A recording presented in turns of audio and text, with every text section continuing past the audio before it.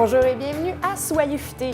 Aujourd'hui à l'émission, on répond à la question « Qu'est-ce qu'une bière? » Justement, pour répondre à cette question, on rejoint notre expert, Martin Gravel, à l'instant.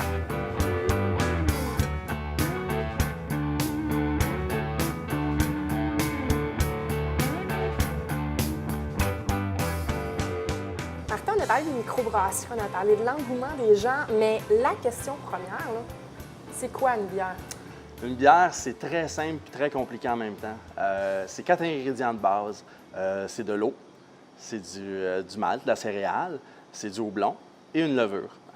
Souvent, il va y avoir des aromates qui vont être ajoutés à la bière, des herbes ou des épices. Mais en gros, là, c'est 4 ingrédients à la bière. Juste 4 ingrédients, puis on peut faire notre propre bière. Oui, parce que en fait, il y a une multitude de céréales. Il y a de l'orge, il y a du blé, il y a toutes les autres céréales, sarrasin, avoine. Dans le fond, ça finit plus. Du riz, du maïs, il y a des brasseurs qui utilisent ça. Donc, c'est une combinaison en tant que telle. Il y a des centaines de cultivars de houblon qui existent. Il y a une multitude de levures. Puis l'eau va amener sa particularité. L'eau a un gros effet dans la bière.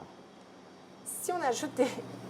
Excuse-moi, je recommence. Si on ajoute des épices à la bière, ça lui donne un certain goût. Mais qu'est-ce qu'on peut ajouter d'autre à la bière? Les possibilités sont infinies. Là, on parle de fruits, des légumes dans de la bière? Des fruits, des légumes. On a la Lapinoé de Mont-Laurier qui est à base de légumes. C'est moins commun, c'est un peu plus bizarre. Il y a la Chaga aussi de Brasserie Générale qui est à base, qui a des champignons.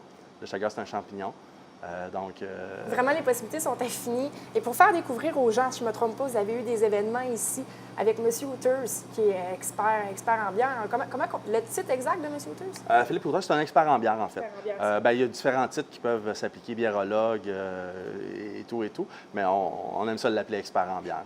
On le fait venir, oui, on aime ça. Les gens nous demandent, à chaque événement qui finit, on a toujours des demandes des gens qui nous disent quand est-ce qu'il va y avoir un autre événement, quand est-ce qu'il va y avoir un autre événement. Donc, on est en préparation d'en ajouter un autre à notre...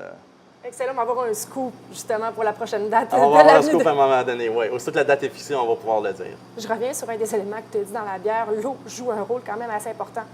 Ça n'altère pas le goût? Justement, ça altère le goût. C'est voulu. Il y a des régions très connues dans le monde de la bière, d'un vieux courant brassicole.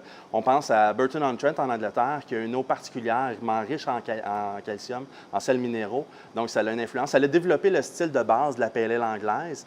Il y a la région de Pilsen, dans le fond, la ville de Pilsen, pour la Pilsner, qui a une eau très douce, qui fait la marque de commerce, en fait, la base de cette bière-là, qui est si douce et si bonne, là.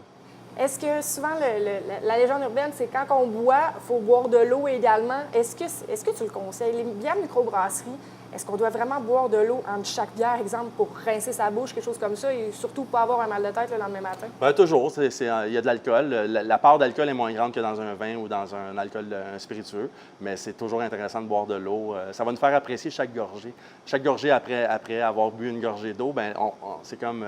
c'est plusieurs couches, une bière. Quand je disais que c'était simple et c'était compliqué en même temps, c'est que c'est simple parce que c'est 4 ingrédients, mais c'est compliqué parce qu'il y a tellement de saveurs qui peuvent se retrouver dans une bière que le travail est intéressant quand on a un palais frais. L'eau ne nettoie pas complètement le palais, mais ça va nous aider à dénoter des sensations dans la prochaine gorgée. Est-ce qu'on peut prendre des raisins, comme qu'on fait avec le vin, justement, pour se rincer la bouche? N'importe quoi avec la bière. OK, vraiment pour se rincer la bouche? Bien, pour se rincer. En fait, on ne rince pas totalement. Nos papilles vont toujours garder un petit peu des sensations. Puis, il y a une certaine usure des papilles à mesure qu'on avance aussi. Si on boit 5 bières qui sont fortes en houblon tout de suite, à un moment donné, il y a une saturation qui se fait au niveau de nos papilles que l'eau ne sera pas capable de rincer. Donc, c'est correct. Mais c'est pour ça que quand on boit une bière en mangeant ou quand on boit une bière on va prendre d'autres tangentes que juste de goûter juste la bière. Là. Justement, situation, quelqu'un qui veut justement découvrir une bière en tant que telle, tu lui suggères quoi? Il se verse un verre quand même respectable et entre chaque gorgée, il prend de l'eau ou il attend à la fin? Vraiment, le schéma. Oui, bien, c'est selon ce que tu as le goût. Ça dépend comment tu as soif aussi. Mais il ne faut pas non plus tout rincer le palais à chaque gorgée parce que des fois, à la deuxième gorgée, à la troisième gorgée, à la quatrième gorgée, on va donner des sensations qu'on n'avait pas vues à la première. Puis notre bière va se réchauffer. La température ne sera pas la même à notre dernière gorgée. Puis souvent, la bière ne goûte pas la même chose à la première qu'à la dernière gorgée. C'est important de voir cette progression-là aussi. La bière date de quand? La bière date de 8000 ans avant Jésus-Christ. 8 000 Dans ans la région, dans le Jésus-Christ. Croissant Fertile, en fait, c'est là qu'ils ont découvert la bière. La bière, c'est une découverte. Il n'y a personne qui a inventé la bière. C'est quelqu'un qui a laissé traîner des céréales dans un baril, puis que là, ben, il a mouillé, ça a fait de l'eau, ça a fermenté. Il y a quelqu'un qui a goûté ça. Wow! Ils sont mis à triper à partir de là. Une chance, par exemple, qu'il y a eu une certaine évolution, comme si on remonte à 8 000 ans jusqu'à aujourd'hui. Oui. Il y a plein de choses. Le houblon, ça n'a pas toujours été un ingrédient de la bière. C'est juste dans les années 1500 que ça a commencé à être ajouté en méthode de conservation aussi, puis en méthode, c'est pour aromatiser la bière en même temps. Très, très intéressant. Merci beaucoup. Merci.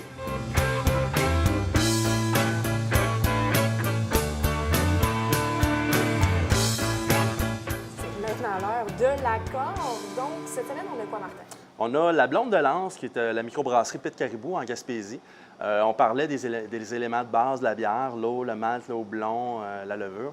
Bien là, on a un exemple de tout ce qui se fait en douceur au niveau des microbrasseries. Une super belle blonde qui va justement nous donner tous ces arômes-là particuliers. Mais quand tu parles que justement, il y a de la douceur là-dedans, tu veux dire quoi? C'est comme une fille, c'est doux? C'est doux. Excellent.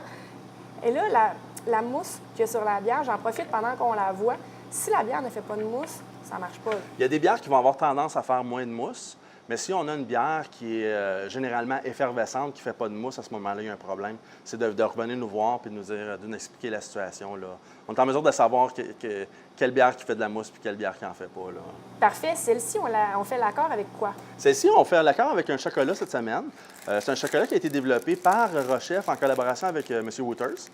Donc, c'est un chocolat qui est agencé pour justement s'agencer avec les bières blondes délicates. Excellent. Fait en premier lieu, On on prend le chocolat, on le met de côté.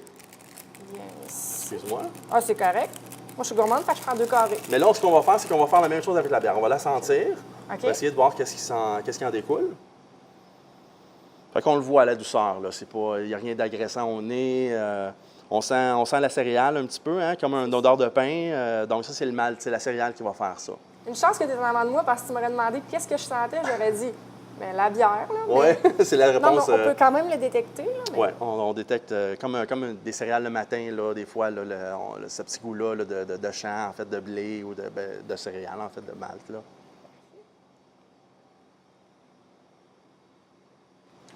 Bon, écoute, c'est tout délicat. C'est vrai, c'est doux si on fait une comparaison avec la bière qu'on a goûtée dans l'émission d'avant. C'est beaucoup plus clair, beaucoup moins épais, crémeux, si je peux Oui, dire très aussi. subtil. On remarque encore bien le petit goût sucré qu'il y a dans la bière. On remarque un petit peu d'amertume, mais pas une amertume agressante. Juste en fait pour balancer le sucré. À ce moment, la deuxième étape, c'est de goûter un morceau de chocolat.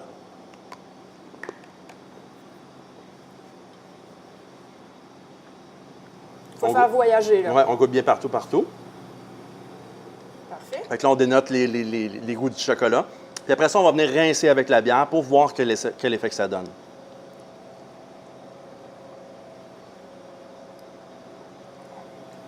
C'est un match gagnant. C'est un match Ici, gagnant, là, ça a je été le développé comme confirme. ça. Excellent. Donc, vraiment, c'est un chocolat qui va avec cette bière-là. On les retrouve les deux ici. On les retrouve ici. Puis dans ces chocolats-là, il y a 4 saveurs de chocolat pour aller avec différents types de bières. Excellent. Donc, À découvrir. excellent. Cheers. Merci.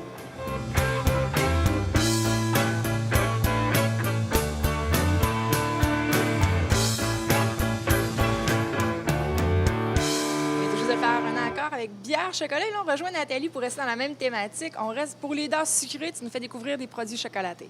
Oui, dans notre tournée gourmande, on recommence à Montebello ce matin avec la chocolaterie Chocomotive. Alors, chez Chocomotive, c'est sûr que là, aujourd'hui, on est loin d'avoir la gamme complète. Et ils nous offrent des chocolats, le cacao utilisé, le sucre, tout est bio et équitable. Ils nous offrent les traditionnels chocolats au lait, chocolat noir. Ils nous offrent des chocolats sans sucre pour les diabétiques. C'est très apprécié. On a les enrobages aussi, les perles de café, les bleuets qui sont toujours fort appréciés. Chocolat au gingembre. Chocomotive fait aussi des petites bouchées qui, malheureusement, ça se vend trop souvent, sont victimes de leur succès. Les maries gourmandes et les guimauves enrobées de chocolat. Les gens se déplacent beaucoup ici pour venir chercher ça. C'est des belles traites. Et Chocomotive, fait intéressant, peuvent se joindre à une levée de fonds que vous faites pour vous aider à amasser des fonds pour une équipe sportive ou autre. Donc, vous pouvez communiquer avec eux pour ça. Puis, pour question de se faire connaître un peu partout, tous les artistes qui passent à la Maison de la culture de Gatineau reçoivent des produits Chocomotive. Donc, ils ont une belle alternative marketing. Du côté de Hall, on a la chocolaterie Rochef. Rochef vient d'ici, mais on les retrouve maintenant même aux États-Unis. Donc, beau marché couvert pour Rochef de Hall. Eux aussi vont dans la tablette chocolat au lait, chocolat noir, les enrobés fort populaires, les amandes, les canneberges, les bleuets. Des saveurs comme le chipotlé. On y va avec beaucoup d'imagination. Du côté de Montebello aussi, avec baie de goji et chanvre, par exemple. Donc, nos maîtres chocolatiers, ils vont vraiment de beaucoup de créativité. Pour rester dans le sucré, pas dans le chocolat, mais dans le sucré, très bientôt, il y a la ferme Pâterie qui va nous offrir de leurs produits. Donc, ici, on a l'exemple du format qu'ils vont nous présenter avec le beurre d'érable. Et ils vont décliner leurs produits avec des confits, des gelées, des choses comme ça. Et on a aussi présentement, mais pas disponible aujourd'hui, les produits les paniers d'Hélène. Les paniers d'Hélène sont en train de changer de nom. Ils s'en dirigent pour s'appeler la coulée sucrée.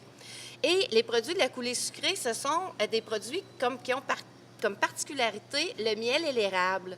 Donc, ce sont eux qui ont leur érablière, leur ruche. Ils travaillent à partir de leurs produits.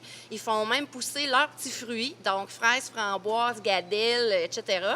Et ils déclinent tout ça en gelée aussi, en confit pour accompagner les fromages. Ils nous fournissent un petit pain de sucre, Josiane. Les gens font des stocks des pains de sucre avec la mini-râpe. Donc, on râpe notre beurre, notre sucre d'érable sur nos céréales à mesure qu'on veut le consommer. Donc, comme je te dis, les gens font provision de ça comme cadeau d'hôtesse. Fait qu'en Outaouais, pour le produit sucré, on est vraiment gâtés, comme dans les autres gammes. Merci beaucoup, Nathalie. Bien, ça me fait plaisir. Je vous remercie d'avoir été des nôtres. La semaine prochaine, on va découvrir qu'est-ce qu'un style pour une bière. Et on va déguster une bière de la microbrasserie Le Trou du Diable. Mon nom est Josiane Hardy et je vous souhaite une très bonne soirée sur nos ondes. On se voit la semaine prochaine.